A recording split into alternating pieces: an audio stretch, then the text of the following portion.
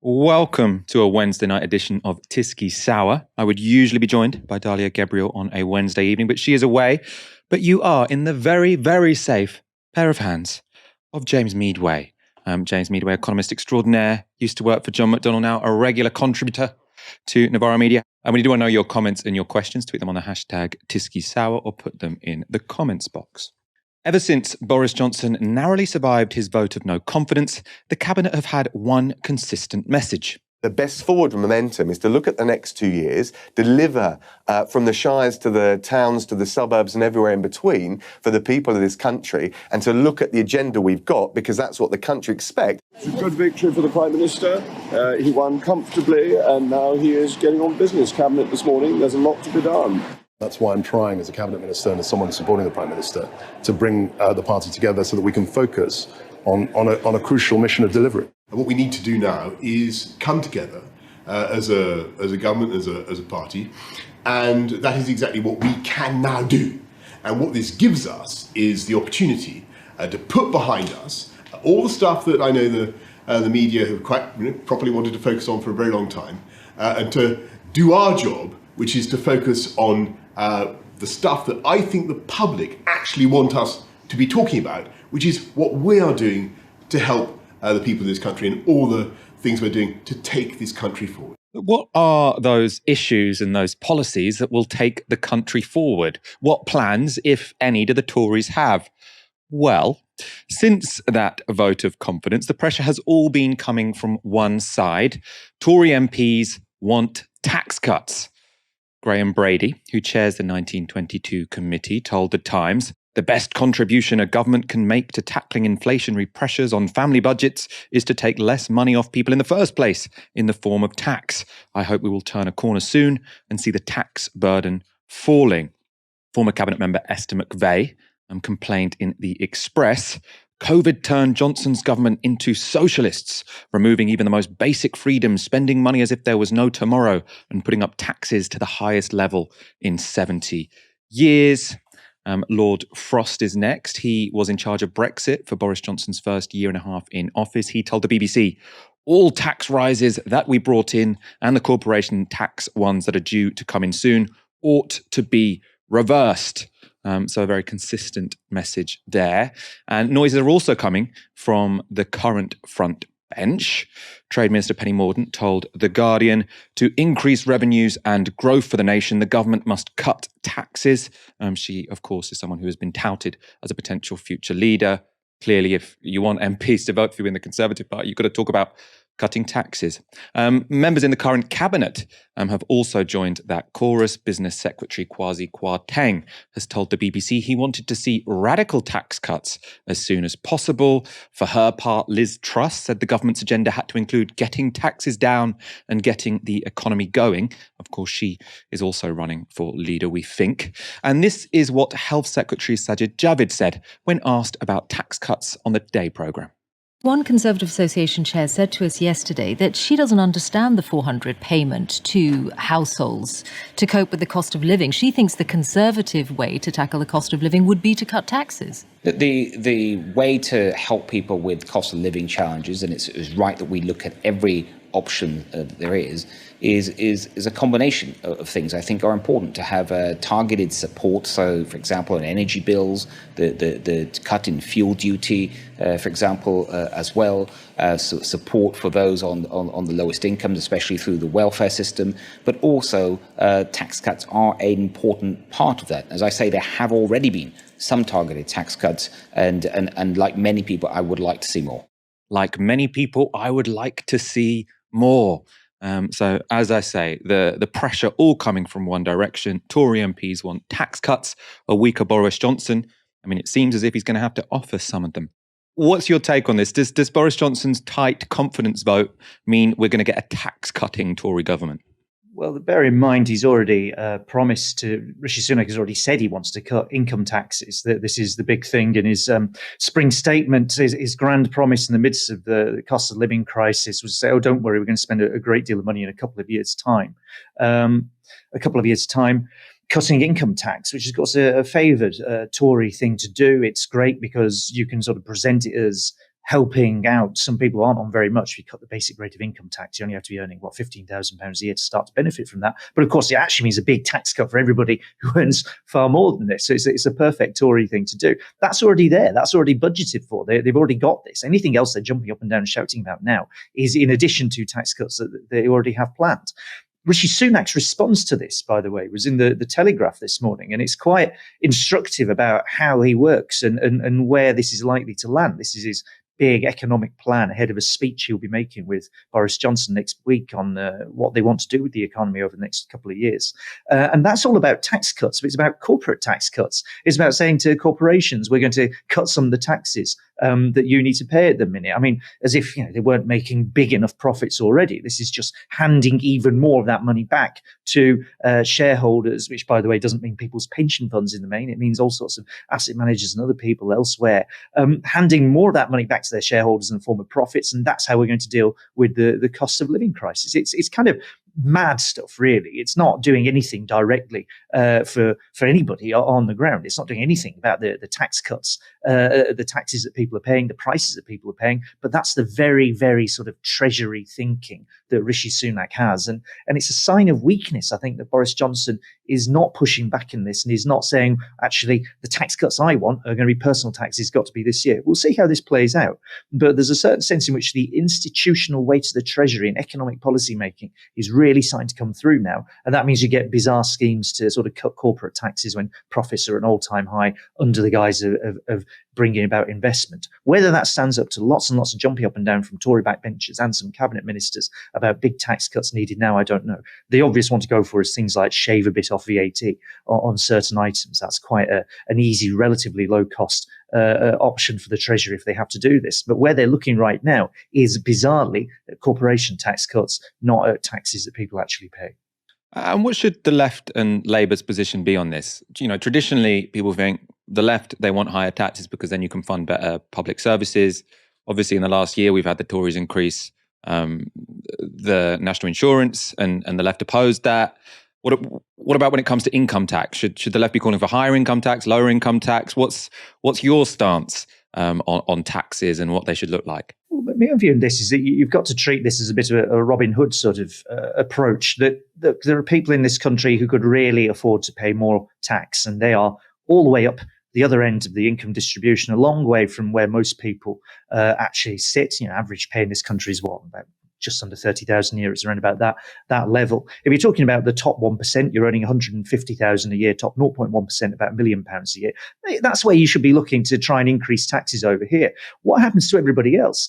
I would tend to think that actually if you've got national insurance contribution increase, if you've got various forms of indirect taxes that people are having to pay on top of rising prices, I don't have a particular problem with saying actually these things should be cut. The national insurance contribution increase in particular was a bad tax rise because it's hitting a load of people in work and it's hitting people who aren't actually earning very much, and you're just leaving untouched people who are on huge amounts of money, vast pools of wealth up the other end of society. That's where you should be looking for these things. So you've got to think of this as redistribution. And I think we should be a bit clearer about the need for redistribution. We have a very unequal, increasingly unequal society. COVID made this worse, by the way. COVID just piled up wealth in the hands of the rich whilst everybody else was frankly suffering for that sort of year or so of the lockdowns. That's one of the impacts of COVID. We need to start correcting that. That means taxes as redistribution is what we should be talking about, that we should be trying to make society fairer. And one of the primary aims we got in this is taxes. And that is going to mean higher taxes for the rich and potentially lower taxes for other people elsewhere. Where do you see the Labour Party going on this? I think I saw a story in the papers over the weekend that Labour were thinking of dropping, I think it was Keir Starmer's first pledge in his leadership election, his incredibly dishonest leadership election, to tax the top 5% more. They're now saying, well, at least sources close to the leadership are saying they're going to dump that. Is that the direction of travel you're seeing from the Labour Party at this point? They've sort of made some noises. I mean, Rachel Reeves, as Shadow Chancellor, has made some noises around looking for different ways to tax parts of wealth. The one that they've centred around without ever committing to has been, can you equalise capital gains taxes? In other words, the tax you pay when you sell an asset of some sort, whether it's a painting or some shares or whatever, that's your capital gain that you make on this and you pay a tax. That tax is much lower than you pay if you went out to work. So you equalise those two taxes. You're going to hit a load of people who trade in assets and not hit a load of other people, and it's just a fairer tax system. So potentially that's in the mix, but it's kind of bits and pieces. It's not going after some of the bigger ideas we've seen around wealth taxes, proposals from LSE and Warwick's and researchers there a couple of years ago that you could raise taxes on millionaires. A one-off tax would get you 250, 260 billion pounds. Like these are sort of the more radical ideas that are out there that you have to start to think about if you're serious about making a fairer society. If, on the other hand, you're just going to flap about and pretend it's the 1990s still and sort of think, oh dear, we can't talk about increasing taxes, even though raising taxes for the rich is basically quite popular. You have to be careful how you phrase it. You have to be specific about who you're going to tax here. People get a bit funny about who's rich and who isn't if you kind of talk to them and do some polling and things.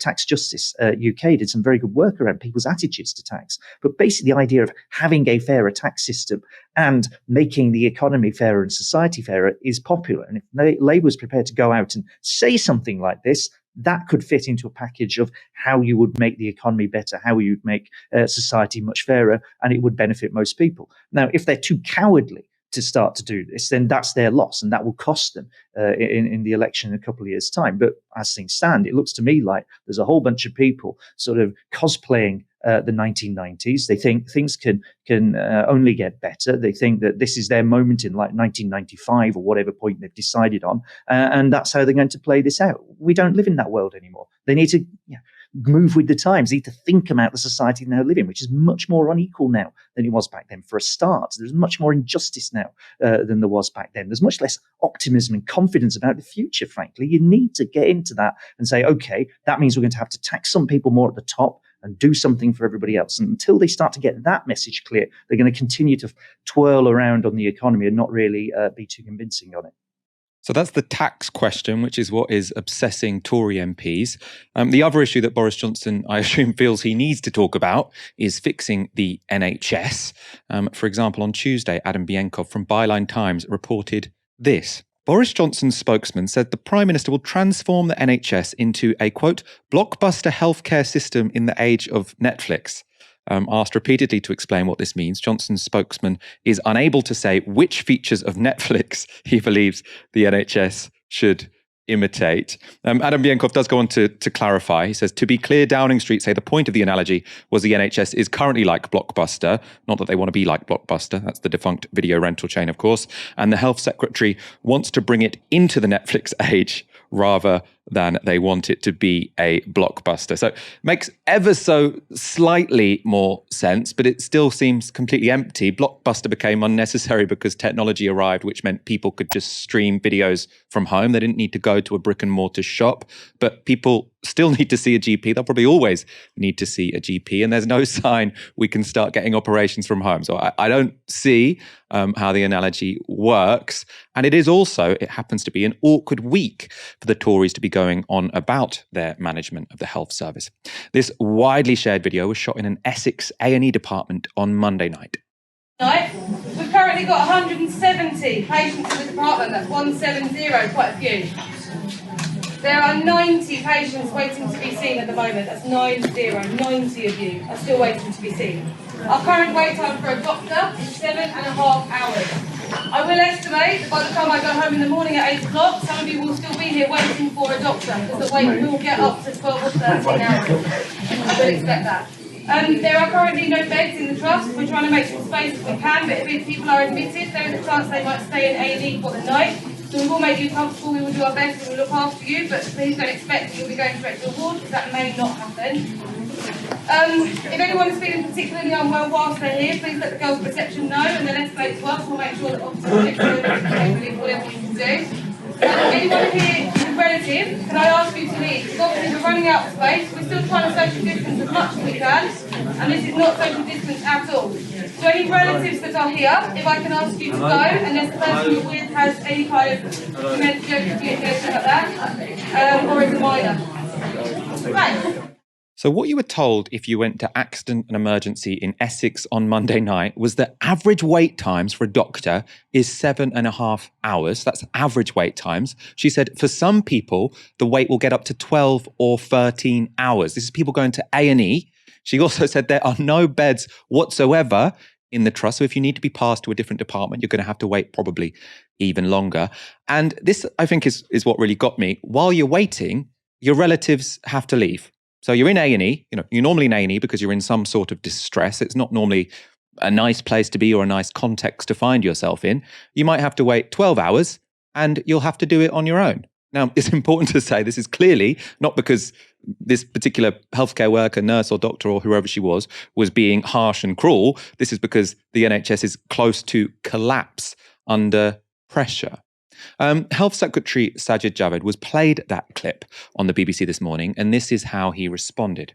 Of course, that's not anything that anyone wants to see, and I can obviously see the nurse I'm talking to you down the line, but whether it's her or everyone else working in the NHS, I want to thank them for all that they're doing, the incredible pressures that they're facing. For A&E, unfortunately, because of the impact of COVID, when we know already from our NHS estimates that we think some 11 to 13 million people stayed away from the NHS because of the pandemic. Many of those people are coming forward, many of those to A&E, and we're seeing very high levels of demand, and that is a real challenge for the NHS across the system.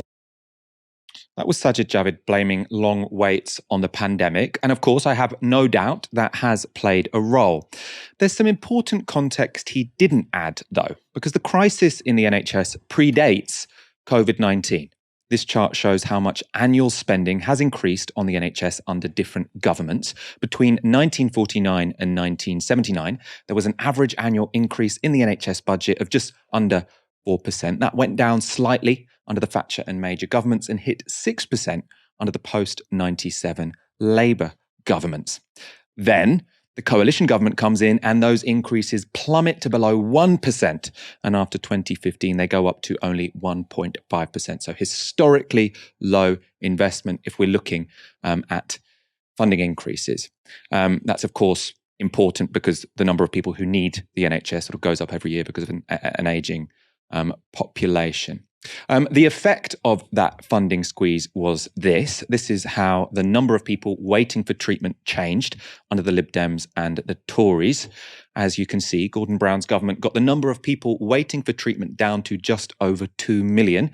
As soon as the Tories came in, it started increasing until it reached 4.5 million when we were hit by COVID. So that's before COVID hit. So NHS backlogs had doubled without COVID-19. This is a Tory problem and a Tory Lib Dem problem, actually.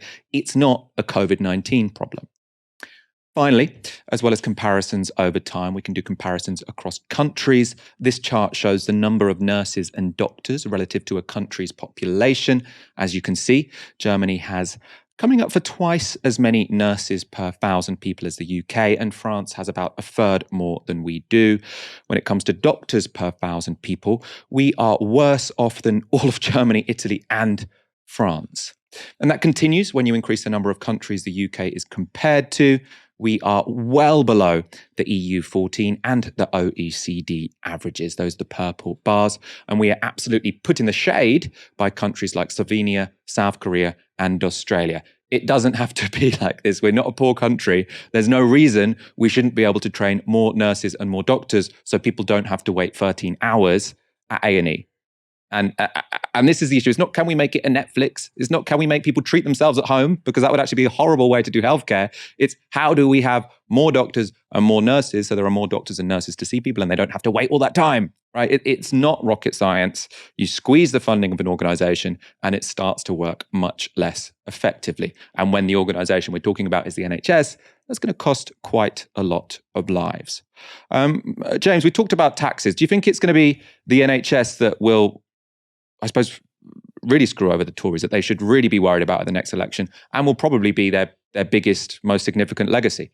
Well, the fact that the thing is being run into the ground, it's certainly amongst their legacies. I mean, the trouble is with the Conservative governments we've had, Conservative-led governments we've had since 2010, is that there's a whole series of basically disastrous legacies that they managed to produce. I mean, one of the reasons the NHS is under such pressure. It's not just that we have an aging population, we're ending up with an increasingly unhealthy population as a result of things like austerity, as a result of which you can start to see, for instance, life expectancy was falling even before COVID-19 hit. I mean, this is in a rich developed countries after decades, literally, of life expectancy improving as people's health in general improves, as things like the NHS do their job, as diets improve, as people work differently. That's what you'd anticipate happening. And now life expectancy is falling. So that crisis is then entering into the NHS. You've suddenly got more unhealthy people around. You've cut other parts of the system. You've cut universal credit funding. You've cut various other bits of the welfare state. You've cut dramatically public health funding, which is supposed to be one of the things that's going to act as a preventative spending to prevent people becoming ill so they don't end up in the NHS. And the only thing, the system that's still kind of working in the middle of all this, because it's so, frankly, politically popular that people appreciate the NHS and they want it to stay there, and it's the only bit that's still kind of running, is the bit that has to deal with the crisis elsewhere in society. Social care is the same thing. Social care funding has been run into the ground. It's in a desperate state even before COVID-19 hit, and it's the NHS that has to clear up the mess from that. So in order to get the NHS working, you kind of have to solve all the other minor or major disasters that the Tories have caused in the last sort of, it pains me to say this, in 2010, it's over a decade now that we've had this. And that's partly why the NHS is under such strain. Fix these things, or start to fix these things, get social care working properly in particular, the NHS starts to look in a better place. But you've also got to bear in mind, I mean, Sajid Javid does not strike me as a natural fan of the National Health Service. This is a guy who every Christmas, the story is he reads selections from Ayn Rand, the libertarian author, to his, I'm sure, long-suffering family. You know, this is not someone who's naturally inclined to think, hey, let's have a big government-funded public health provision that's free to everyone. This is not really where they're sitting. And there's a slight suspicion in all of this that actually, if the NHS is steadily undermined, if people aren't so committed to it over time, in the longer term, this isn't so bad for the Conservatives. And if you take a very long-term kind of ideological view of what government might be doing, then perhaps you could steadily get rid of the NHS. And if it's being run down and people are abandoning it and going private if they can afford it, or just generally deciding it doesn't work anymore, that's not such a bad thing. You saw that happen under Margaret Thatcher. Support for the NHS started to fall as the NHS was being somewhat run down. It recovers under Labour because they do, as your graph showed, put some more money into it. So, of course, the thing improves. But if we're in this stage where it's being run down, then perhaps in the long term, the Tories might think, do you know what, it's not such a problem for us because people just don't believe in the system anymore. So it's important we fight for this. It's important we fight for the funding, not just for the NHS, but right the way across all the other messes that austerity in particular has created in the last decade or so. I know, especially sort of since COVID-19, or I suppose especially post-COVID-19, actually, the number of people getting, it's not routine care, elective care, sorry, elective operations in the private health care system has massively increased because people don't want to wait a year or two to get a new hip or whatever it might be. So wealthier people are quite dramatically switching to private health. There was a great sort of bit of research in the FT about that recently. Britain should introduce a £15 minimum wage. That's the conclusion of a new report from the Progressive Economy Forum think tank, and it's being promoted by Labour's Zara Sultana. The cost of living crisis is unprecedented. People's living standards are being hit like never before. Poverty pay is rife, and the national minimum wage isn't enough. It needs to be a real living wage, enough for people to actually live on. And research from the Progressive Economy Forum shows that it needs to be £15 an hour by 2024. The fall in living standards is the biggest since records began in the 1950s. Pensioners are riding buses to keep warm. Parents have to pick between feeding their kids and heating their homes. This shouldn't be allowed to happen in one of the richest countries in the world. And at the same time, big businesses are making massive profits. Last year, BP and Shell made around £20 billion in profit. That's expected to double to £40 billion this year. And this isn't isolated. Profits across the board are at record levels. The economy isn't broken, it's rigged. That's why trade unions are supporting a £15 an hour minimum wage. And new research from the Progressive Economy Forum shows that if this was introduced over the next few years, it would benefit millions of our lowest paid workers and tackle inequality. The research shows that nearly 14 million people would see a pay rise under these plans. A £15 an hour minimum wage would put more money in the hands of workers, giving them the same share of the economic pie as they had in the early noughties. And because better paid employees pay more in tax, we can use some of this extra money to help smaller businesses pay their workers a decent wage.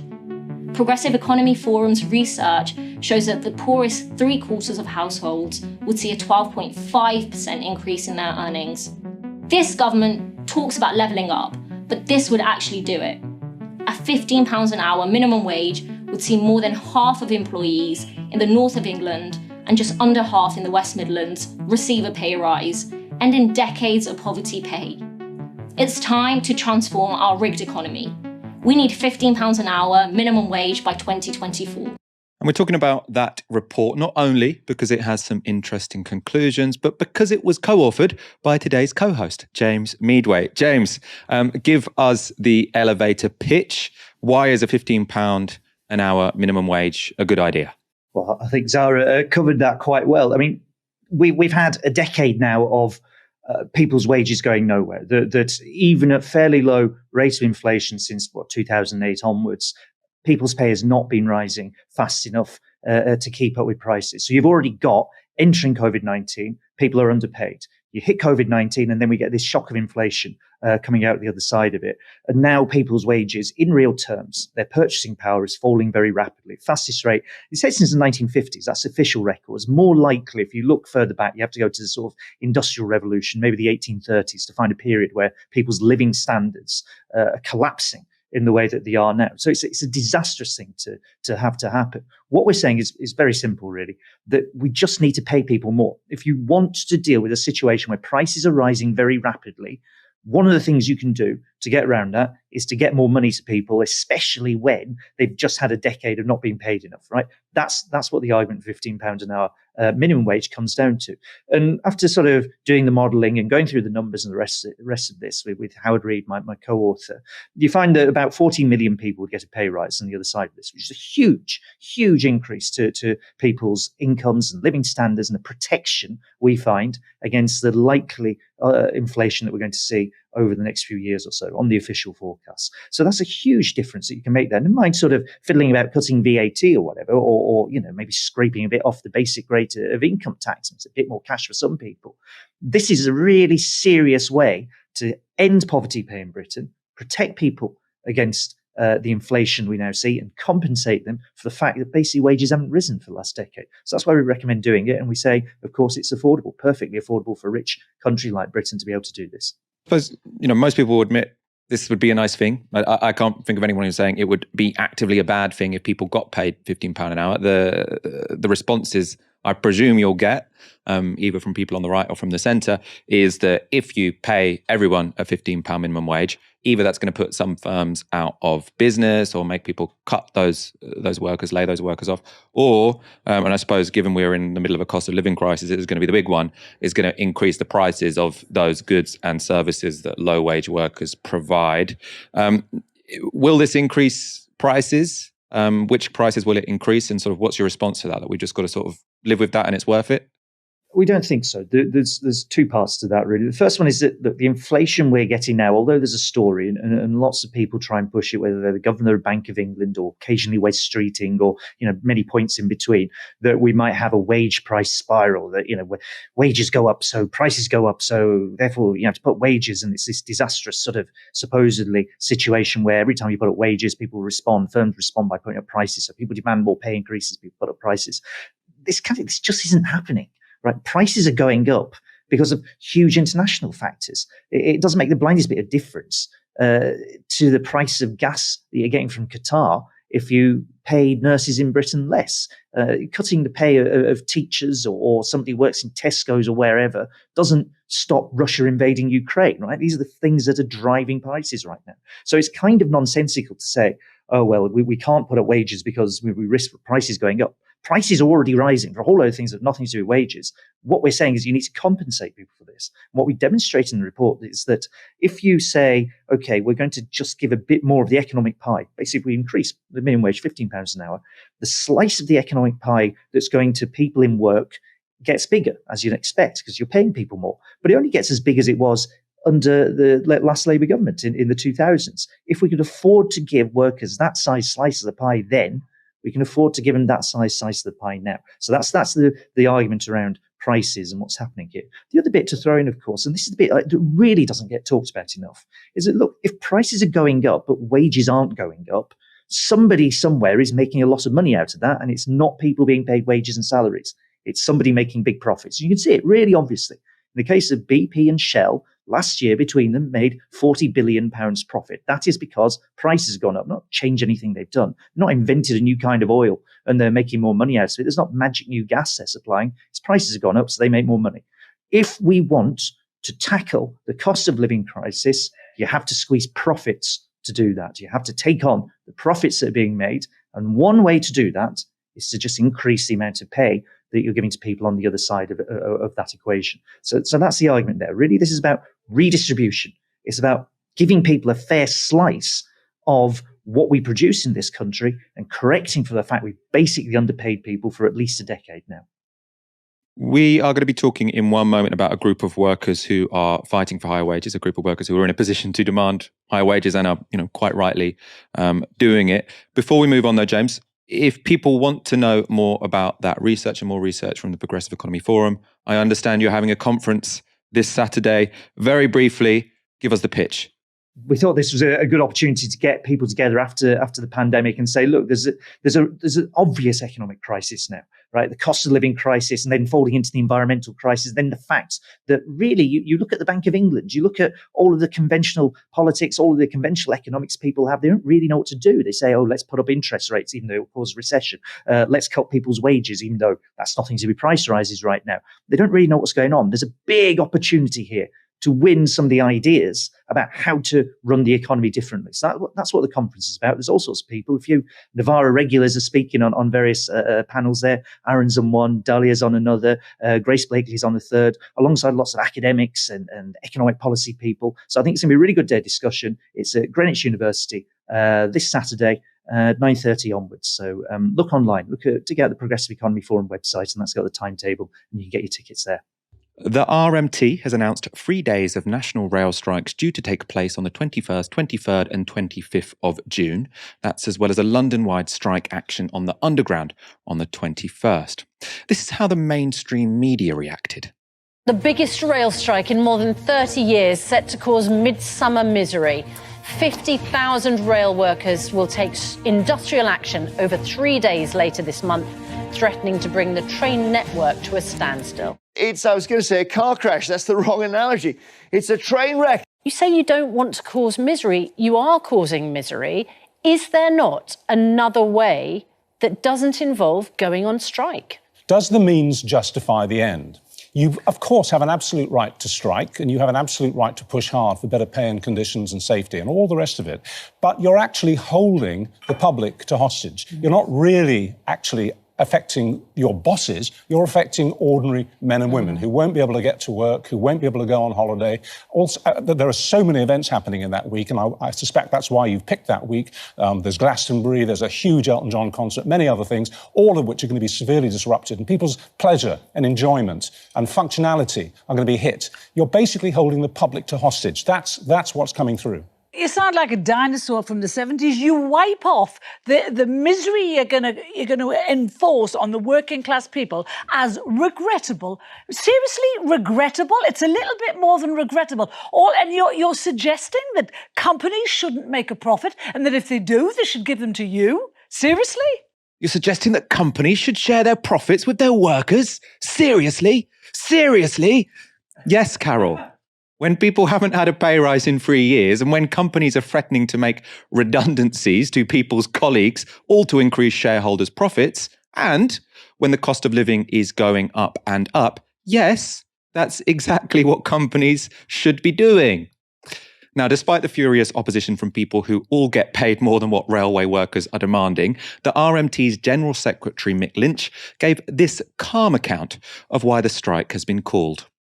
In the last few minutes, Downing Street has described the plans by the rail unions as selfish and thoroughly irresponsible. Let's get the reaction from the General Secretary of the RMT union, Mick Lynch. Shall we? Hi, morning, Mick. What do you make of those words? Selfish and irresponsible, the government says. Well, this government are experts at being selfish and irresponsible. That's not what our union is, and it's not what the tens of thousands of ordinary men and women in our union are all about. We've been waiting patiently for 2 or 3 years for a real pay rise and a pay offer. We haven't had that for the vast majority of the people involved in this dispute. What we've had in return for working all the way through the pandemic in the workplace, not working from home, running our transport services, is the threat of thousands and thousands of job cuts, the stripping back of services, the closure of virtually all of the ticket offices in Britain, and the ripping up of our conditions. So we haven't got a deal on pay for 3 years while inflation is rampant. We've got the threat of job cuts. We've got threats to the safety regime on our system, and our members have had enough, as have many British workers. We need a pay deal, we need job security, and we need decent terms and conditions. That's what this dispute is about. The government have got the key to unlock that. They've cut the funding to the railway by £2 billion.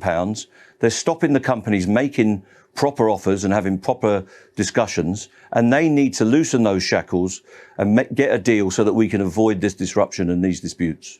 Of course, the government isn't interested in negotiating better wages or job security or supporting workers to do so. Instead, they'd prefer to break the strike through the law if necessary.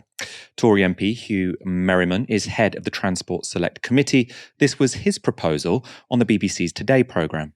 You're saying the government should have put in place measures that would have made it illegal for some of the strike action to take place? Well, it's not so much making it illegal, it just adds a requirement for there to be a minimum service obligation, as there is in those other EU countries I mentioned. If that's the case, then it means there's still some trains that operate, and it therefore makes it harder for everything to be ground to a halt.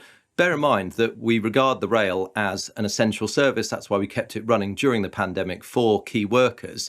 So if it was right that we kept the railway running then, it's surely right that we keep it running during industrial action. Right. So are you saying the government could do that and ought to consider doing that now as an emergency measure? Well, I'm saying that the government committed, if it was re-elected in 2019, that it would bring in a minimum service obligation. It happens in other EU countries like France, Spain and Italy. And if the government wants to succeed in reforming the railways and getting through this industrial action, then it may well need that legislation in place in order to strengthen its arm. It's a pretty gross argument. Railway workers continued to work during the pandemic, often at great risk, by the way. Many people on public transport, many people who worked on public transport died from COVID-19. And instead of rewarding these people for that very, very important effort, we're going to use them turning up during a pandemic as an argument to restrict their right to strike. Merriman even comes clean about the real reason for promoting this legislation later in the interview. It isn't about stopping disruption or about keeping the railway working. It's about strengthening the government's arm. In other words, weakening the bargaining position of the union, of the workers who provided that wonderful, brave service during the pandemic. James, who's going to come out on top in this standoff? I have to say, the rail workers tend to be pretty good at striking and winning, don't they? No, it's good, and it should be an example for everyone else. I mean, it's the RMT is a very well organised union. It's a well organised industry. The tragedy here is that that's unusual, right? Private sector unionisation. Now, the number of people working in the private sector, not the public sector, the private sector, in a union is about 12%, right? So it's much, much higher on the railways than that. So that's why they got this kind of industrial muscle, and that's why they got the ability to say they're going to go on strike, make that effective, actually win concessions. And I think they will this time. And for all the flapping and say, oh, we're going to make it illegal to go on strike and all the rest of it, I don't think it's going to come to very much this time around. What we should take from this, and what we ought to read from that, what the RMT are doing, is that we need more of this. We need more trade unions, bigger trade unions, more people in unions, better organised workplaces and industries in order to try and win the pay increases that people frankly deserve. Because you talk about inflation, cost of living crisis, and how it's going to hit us. And I think it was Carol Malone saying, oh, it's like back to the 70s when you say you're going to go on strike. Look, the last time we had really high inflation, 70s and 80s, inflation even higher than it is now, you had unions, many, many more people in trade unions, half the workforce in 1979, more than half in 1979 in a trade union, able to go on strike, able to protect themselves from that high inflation because they could win pay rises. Today, all that has been smashed up. That's decades of Margaret Thatcher's government, attacks on the trade unions, legal restrictions and how they operate, changes in the industries we have in this country. So, you have new industries that have fewer union members in them. All that's gone, and people are just left exposed to what is a shocking increase in inflation and with no protection for it. So it's good that the RMT are doing this, and everybody should support them doing this, because what you want to say is that we need more like this. We need more people organising, more people prepared to go on strike, and more people able to win those inflation-beating pay increases. I want to go to a super chat now, if I can, Fox. It's from Marky ZNO with a $5. I'm cheesed off with the strike as I was going to see 9 Inch Nails, better than Elton John. I still stand in solidarity with the unions, though. I just wanted to read that because I think that is, absolutely the correct position. There's no shame in being frustrated when the railways aren't running. Obviously, we would prefer them to be running, but we would prefer them to be running because workers and bosses have come to an agreement, because bosses have, given up on their strategy of making people redundant after they've worked through a pandemic and not giving people a pay rise for 3 years. What you did say, though, is it's frustrating, and people in Britain do have good reasons to be frustrated with our railways all the time, whether or not there's a strike. For one, that's because it's really very expensive. As you can see here, train fares per mile by country, when you're looking at Britain, 55p per mile. In France, 29p. In Ireland, 27p. In Germany, 19p. And in Italy, 14p. So we are massively more expensive than in comparable countries. And it seems that much of this is because our railways are privatised. And so those high prices seem to have led the British public to want Britain's railways to be renationalised. A massive 60% support renationalisation, including majorities among Labour, Tory and Lib Dem voters. Which is perhaps why some people are resistant to the government's narrative on the railway strike. If that's the only way they're going to be listened to, then so be it. Somebody has to be held to account. People are struggling with what they're currently being paid because bills are getting higher and higher, and so you can understand why people are upset if they don't think they're getting decent pay deals or good working conditions. Trains aren't clean, they're not always running on time. They're probably the most expensive in Europe. So it makes you wonder what they're doing with the money if they're not giving it to their employees. Even though it's annoying, we have to support people who are striking because, we've all been there. We're all mistreated at work and such. So, pro-union, pro-strikes, pro-people needing to do what they need to do to get their wages up. Pro-union, pro-strikes, we love to see it. Conspiracy theories are often corrosive, paranoid and without evidence. Think the Rothschilds controlling the world, or Novara Media being a Putin proxy. Are you watching, Paul Mason? Others, though, turn out to be true. Think the CIA plotting to kill Castro, or the Telegraph controlling Boris Johnson. Well, it seems we now have a new theory we can put in that true pile. Chris Curtis is currently head of political polling at Opinion, but used to work at YouGov. Today, he posted a very revealing thread about YouGov's polling during the 2017 general election, which, you'll remember, saw Jeremy Corbyn finish just a few thousand votes short of entering Downing Street. Those were, of course, a few thousand votes that could have changed Britain forever. So, what has Curtis revealed about this high-stakes election? Well, he begins by quote tweeting Andrew Fisher, former head of policy under Corbyn. Fisher was highlighting that it was the 5-year anniversary of the 2017 election, and Chris Curtis writes, "My experience of the 2017 general election was probably a bit different from Andrew's. Firstly, it is worth noting just how dramatically the opinion polls changed during the course of the campaign. This isn't how things are supposed to happen."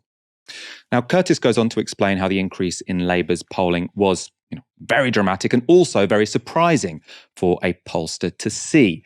They were all stunned by it and tentative about the results they were seeing and publishing. Now, that's fair enough. They surprised everyone. This wasn't a normal election, and you can see why a pollster might want to double check those results before they put them out. But Curtis also highlights there was political pressure from above to suppress evidence of Labour's advance. The first example he goes into involves an MRP poll released on the 31st of May. This was a new method which projected who would win seats based on the demographics of the people who lived in those constituencies and how, in those demographics, people were responding to questions from pollsters. Now, you might remember that poll because it was big news. The Times splashed it on their front page, of course, alongside a story about Corbyn and anti-Semitism. If you remember the mood at the time, you'll also remember that poll results like this weren't supposed to happen. Labour under Corbyn was supposed to be a hopeless lost cause, not a potential government in waiting. And we already knew that YouGov did receive pushback from powerful people after the publication of that MRP poll. This is an excerpt from Tim Shipman's 2017 book, Fallout, about what happened after the poll was published. So Shipman writes, Nadeem Zahawi phoned Stefan Shakespeare, YouGov's chief executive, and said, quote, "They'll be queuing up to shut you down if you're wrong on this. You've just moved the currency by 1.5%. I'm going to spare you the agony. I'm going to call for your resignation when you're wrong." Nadeem Zahawi plays a key role in this story. You'll probably know him as the current Education Secretary, but back in 2017, he was a backbencher working in Theresa May's policy unit. And perhaps even more significantly, he was the co-founder of YouGov.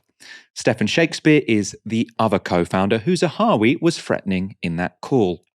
Shipman also wrote that during the election, YouGov bosses were told that Crosby was going around saying, quote, "I put Populous out of business last time. I'm going to put YouGov out of business this time."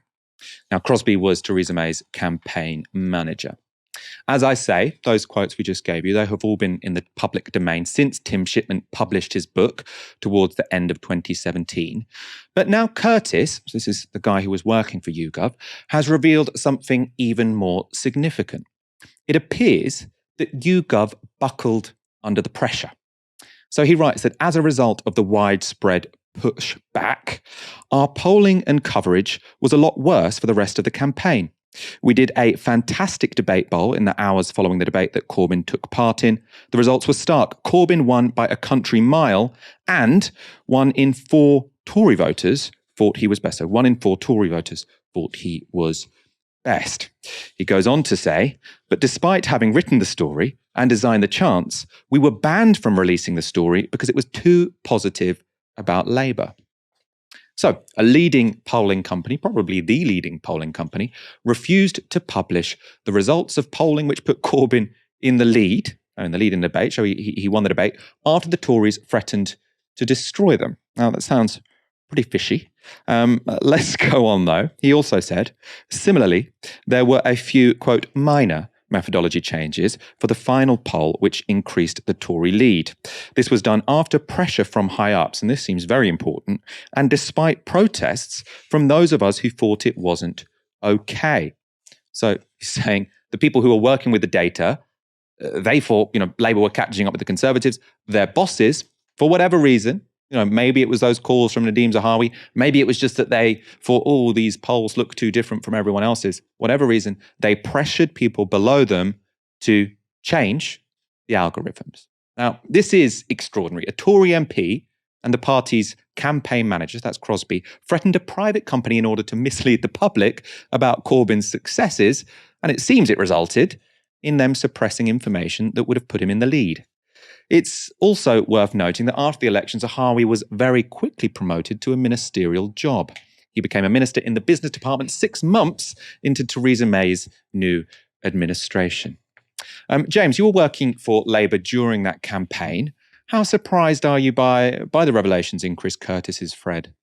Sadly, not at all. I suppose it's polling's always something of a dark art. It's always something that is, you're trying to grab around for what might be the truth about what might happen in the future. What they had with the MRP poll that he's talking about there is this really impressive, actually, it's a really clever way of trying to forecast what will happen, which they released the first time. And it was the first time I remember the front page of the Times. I remember taking it around to everyone, pointing at this and saying, this is, this is what the future looks like. This is what we should all be doing in the future, do more MRP polls. And also, this is, if you look at the results they got in that, it very closely matches the results of the general election. But it was the first really clear evidence that we had that what you saw in the campaign, which was just huge numbers, growing numbers turning out to campaign for Jeremy Corbyn, turning up to the meetings. There was this real sort of sense of momentum, small m, about that campaign, was being confirmed by what you saw on the ground. And this was ahead of what the more conventional polling methods were telling you. So it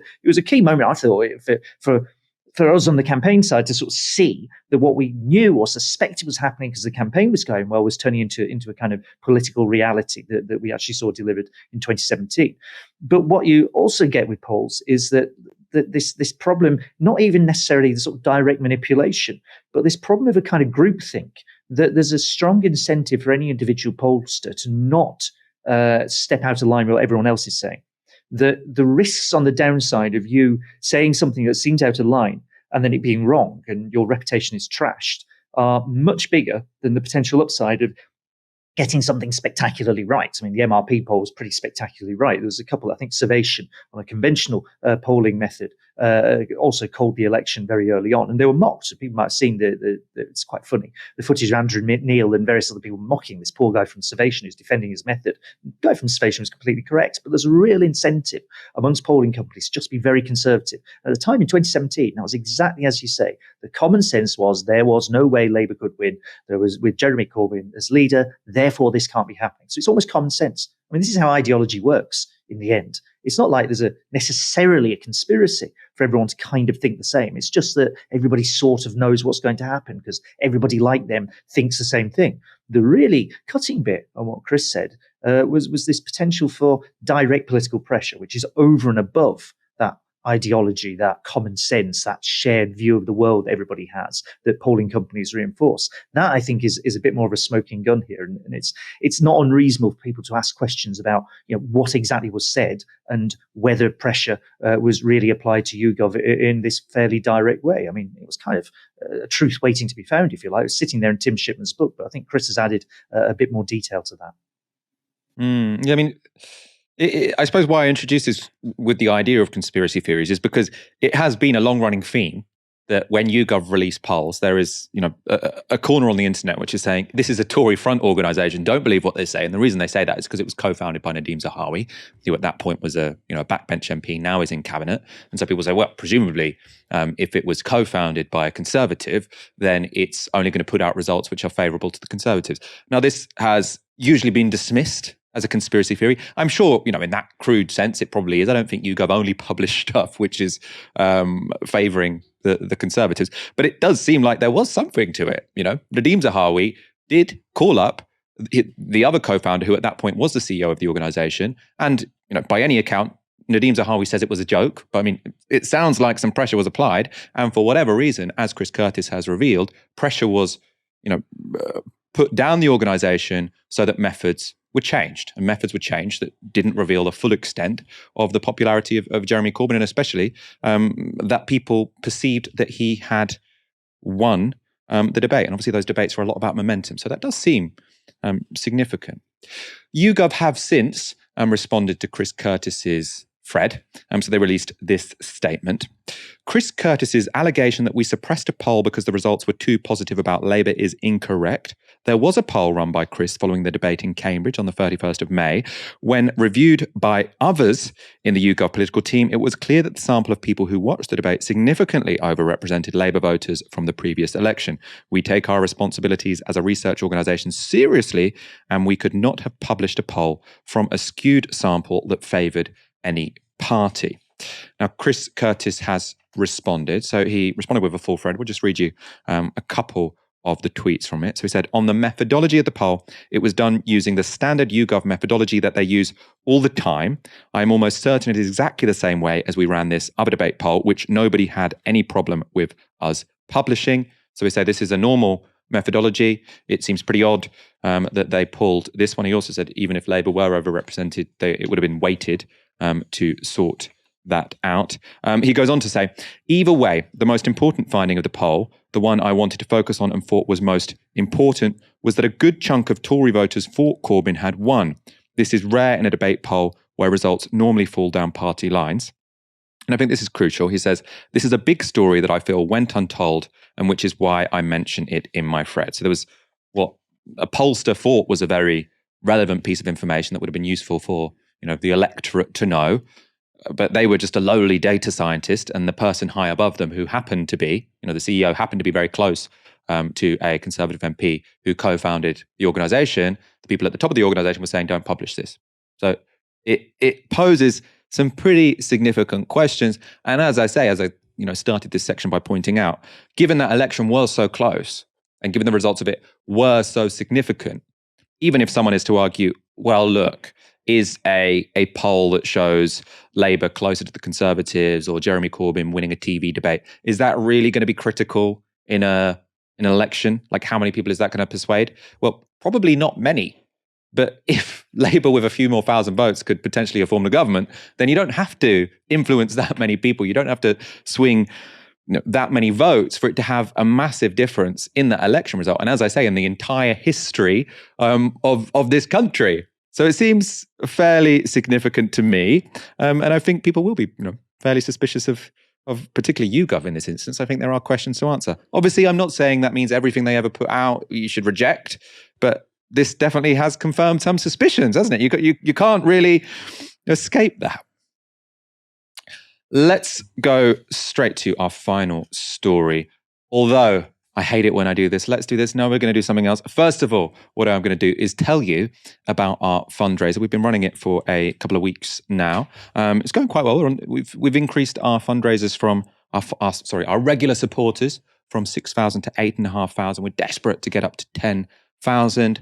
The reason we're really keen to get regular supporters is because it's your support that makes the growth of this organisation possible. It means we can plan for the future. You'll probably know, if you're regular viewers, our normal ask is for the equivalent of 1 hour's wage a month, because we're so keen to up our total number of regular supporters, as I say, to 10,000. What we're really highlighting now is just become a supporter. £1, £3, £5. We know there's a cost of living crisis. Whatever you can afford, please do go to novaramedia.com/support, and we'll have the link below this video. We really do appreciate it, and thank you so much if you have donated already or signed up as a regular supporter already. It's what makes all of this possible. Let's go to our final story. Boris Johnson's slim victory in his confidence vote has caused a lot of hand-wringing for the Conservatives. It's also brought out some of the more bizarre characters in the party who've jumped to his defence. Adam Holloway gave the most aggressive defence of Boris Johnson's leadership, complete with printout. Look, the British people knew when they voted for him and gave him an 80-seat majority that they weren't voting for a Jesuit priest. We then went through the pandemic, where, in my view, the guy did quite brilliantly. He had a child, he nearly died from COVID, he was running what was effectively a wartime headquarters with over 300 pass holders, thousands more in other government departments. And what we've seen over the last 4 months is a drip, drip, drip of stuff that has amounted to nothing factually, but has actually really damaged his reputation with people like my constituents who send me emails saying things like, can I assure them that, I haven't been to one of Boris's receptions for MPs? I mean, this is preposterous.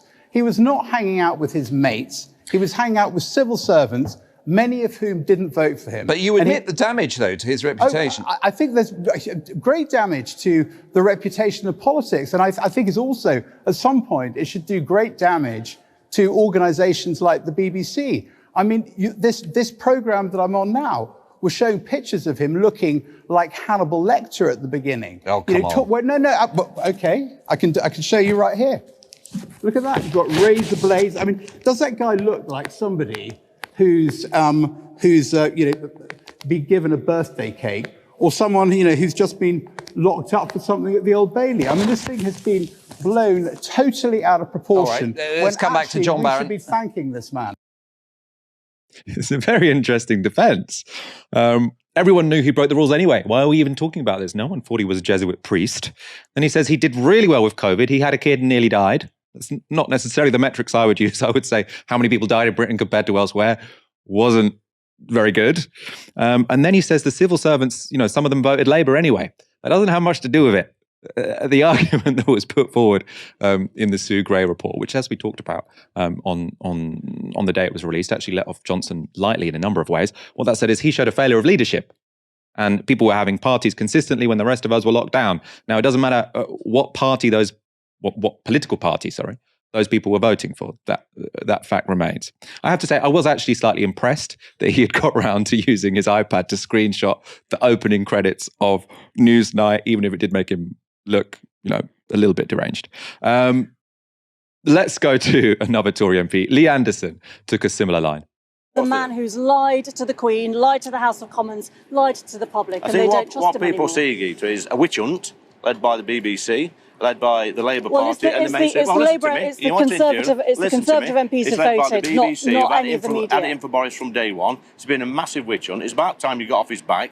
Let him crack on with running the country. Come back and talk to me in 2 years' time when he's delivered on his promises, and then we'll see where we are. There is no witch hunt, I can assure you, from there is a BBC witch hunt. or any my inbox is full of people complaining about the BBC all the time, saying it should be defunded. It's a massive witch hunt by you and the Labour Party and the mainstream media. You're on his case all the time. Even now, you don't want to let this drop, are you? You're going to go on and on and on. Well, it's not about letting us drop, and it is not a witch hunt by anyone in the press. Our job is to ask questions of all politicians, which is what we do, regardless of party. That was Lee Anderson's lecture in media ethics. Now, you might recognise his face or his name because he was caught during the 2019 general election, essentially faking a door-knocking exercise. He called someone to say, can you appear at the door, tell me that you don't really know me, but that you back all of our policies. It was caught on camera. Caught on the microphone. Unfortunately, I think that was in the Daily Mail. Very entertaining. When Johnson's outriders weren't blaming the media, they were blaming people who'd lost loved ones to coronavirus. This was Brendan Clark-Smith responding to Labour MP Nadia Whittome. How can you look your constituents in the eye, someone who went to their grandparents' funeral on Zoom, and tell them that you failed in your duty to force the Prime Minister to resign? It's not my duty at all, Nadia, and I'll be honest, I'm getting a bit sick and tired of people using personal tragedies and what's happened with COVID to try and further their party political agendas. And really, there are people who dislike Boris Johnson for winning the general election. They dislike him for Brexit. Some dislike his character. And I find it really distasteful, I think, that the way COVID is continually being pushed as a way of forcing him out. So it's distasteful that people who lost loved ones during coronavirus and potentially didn't go to their funerals because they were following the rules are a little bit upset when it turns out that Boris Johnson and hundreds of people in Downing Street appear to have broken those rules. Now, all the polling shows the people annoyed about this are not just people who didn't like Brexit. They're not just people who didn't like the Conservatives winning the 2019 election. And I don't really get what he means by saying these are just people who don't like Boris Johnson's character. They don't like Boris Johnson's character because his character has been quite fairly revealed. It's a little bit circular, that argument. James, I want to go to you on this. What do you make of those performances from Boris Johnson's outriders? Well, it's a bit pathetic, isn't it? Who was the first guy you had? I didn't recognise it. Andrew Bridgen or somebody else. No, not talking Andrew about Bridgen. it wasn't. What was his Adam defence? Holloway. It wasn't Adam Holloway. Sorry. I wouldn't want to insult anyone. He was there saying, it wasn't a party with his mates. He had to hang out with civil servants, as this was this is quite a terrible, awful thing to have to do. And then this sort of just generally flinging mud around from somebody like Lee Anderson. Lee Anderson, by the way, used to be in the Labour Party, used to be a Labour councillor even, but he got suspended for trying to, move boulders to stop travellers setting up a camp in his constituency. He then defected to the Tories and became a Tory MP somewhere down the line. Not necessarily himself a particularly pleasant character, let's say. So it's kind of the sort of rogues gallery that gets dragged out to defend Boris in this way, and they're the only people you can really find to sort of string a few words together and try and say anything to get him through this. The sad truth, however, is that, look, the reason Boris Johnson's going to carry on being Prime Minister, and probably carry on being Prime Minister for quite some period of time, is that all the people who might oppose him and who would want to take over are too busy fighting amongst themselves for any obvious, clear alternative candidate to turn up. And that's basically what's keeping him here, is that there isn't somebody else who can replace him. It might have been Rishi Sunak a few months ago, but his star has very much faded. in the last few months with the revelations about non-dom status and tax and all the other issues he's suddenly been confronted with. There isn't an obvious replacement for him. And as long as Boris Johnson can maintain that situation and keep the rest of the Tory party squabbling amongst themselves about who might take over, he's going to carry on being Prime Minister, I'm afraid. It's no good expecting these people to do the right thing. Lots of people think, he's a confidence vote, maybe they'll go, maybe they'll get rid of him. Don't expect Conservative MPs to do the right thing. That isn't going to happen. Boris Johnson's going to stay in place for a while yet, I'm afraid. Honourable Conservative does not exist. One of the unbreakable laws of British politics. James Meadway, we're going to wrap up there. Thank you so much for joining me this evening. Thank you. And thank you all for watching. We'll be back on Friday at 7 p.m. Do check out our fundraiser if you haven't already. Again, thank you so much. If you have already become a regular supporter, we really do appreciate it. For now, you've been watching Tysky Sour on Novara Media. Good night.